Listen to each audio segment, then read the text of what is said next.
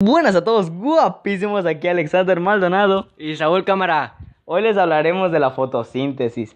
La fotosíntesis es un proceso en virtud del cual los organismos con clorofila, como las plantas verdes, las algas y algunas bacterias, capturan energía en forma de luz y la transforman en energía química. Prácticamente toda la energía que consume la vida de la biosfera terrestre, la zona del planeta en la cual hay vida, procede de la fotosíntesis.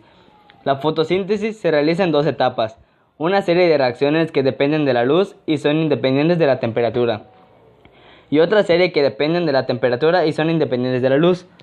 Fotosíntesis global. La velocidad de la primera etapa, llamada reacción lumínica, aumenta con la intensidad luminosa dentro de ciertos límites, pero no con la temperatura. En la segunda etapa, llamada reacción en la oscuridad, la velocidad aumenta con la temperatura dentro de ciertos límites, pero no con la intensidad luminosa. Fase primaria o lumínica. La fase lumínica de la fotosíntesis es una etapa en la que se producen reacciones químicas con la ayuda de la luz solar y la clorofila. La clorofila es un compuesto orgánico formado por moléculas que contienen átomos de carbono, de hidrógeno, oxígeno, nitrógeno y magnesio. Estos elementos se organizan en una estructura especial. El átomo de magnesio se sitúa en el centro rodeado de todos los demás átomos. La clorofila capta la luz solar y provoca el rompimiento de la molécula de agua H2O, separando el hidrógeno H del oxígeno O. Es decir, el enlace químico que mantiene unidos al hidrógeno y al oxígeno de la molécula de agua se rompe por efecto de la luz. El proceso genera oxígeno gaseoso que se libera al ambiente, y la energía no utilizada es almacenada en moléculas especiales llamadas ATP. En consecuencia, cada vez que la luz esté presente, se desencadenará en la planta el proceso descrito. Fase secundaria u oscura. La fase oscura de la fotosíntesis es una etapa en la que no se necesita la luz, aunque también se realiza en su presencia. Ocurre en los cloroplastos y depende directamente de los productos obtenidos en la fase lumínica.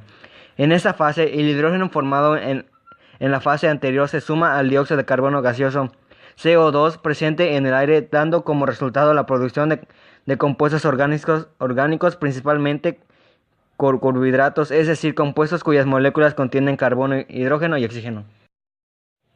Dicho proceso se desencadena gracias a una energía almacenada en moléculas de ATP, que da como resultado el carbohidrato, llamado glucosa, C6H6O6, un tipo de compuesto similar al azúcar, y moléculas de agua como desecho.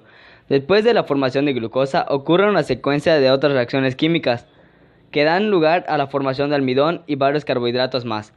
A partir de estos productos, la planta elabora lípidos y proteínas necesarios para la formación del tejido vegetal, lo que produce el crecimiento. Cada uno de estos procesos no requiere de la participación de luz ni de clorofila, y por ende se realiza durante el día y la noche. Por ejemplo, el almidón produciendo su mezcla con el agua presente en las hojas y es absorbido por unos tubitos minúsculos que existen en el tallo de la planta, y a través de estos es transportado hasta la raíz, donde se almacenan. Este almidón es utilizado para fabricar celulosa, el principal constituyente de la madera. El resultado final, y el más trascendental, es que la planta guarda en su interior la energía que proviene del sol. Esta condición es la razón de la existencia del mundo vegetal, porque constituye la base energética de los demás seres vivientes.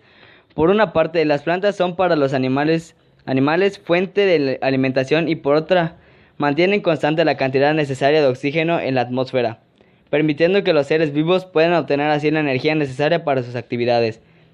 Si los químicos lograran reproducir la fotosíntesis por medios artificiales, se abriría la posibilidad de capturar energía solar a gran escala. En la actualidad se trabaja mucho en este tipo de investigación. Todavía no se ha logrado sintetizar una molécula artificial que se mantenga polarizada durante un tiempo suficiente para reaccionar de forma útil con otras moléculas, pero las perspectivas son prometedoras. Importancia biológica de la fotosíntesis. La fotosíntesis es seguramente el proceso bioquímico más importante de la biosfera por varios motivos. 1.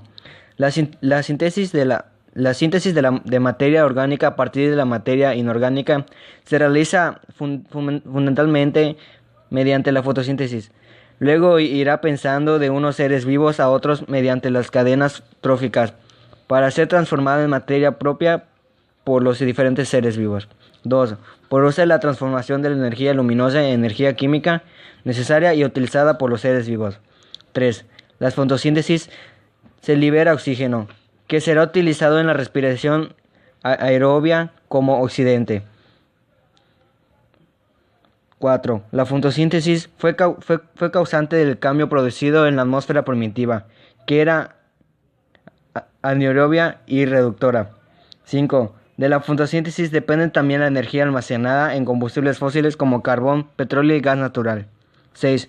El equilibrio necesario entre seres autótrofos y heterótrofos no sería posible sin la fotosíntesis. Descubrimiento y estudio de la fotosíntesis. Se coincide en afirmar que el estudio de la fotosíntesis comenzó en 1771 con las observaciones efectuadas por el químico inglés Joseph Priestley, quien comprobó que una planta confinada en el interior de una campana de cristal producía una sustancia, más tarde identificada como oxígeno, que permitía la combustión. A principios del siglo XIX, Nicolás Teodoro de Saussure demostró que los vegetales incorporaban agua a sus tejidos. Anteriormente, Jan había aseverado que el dióxido de carbono del aire era utilizado como nutriente para las plantas.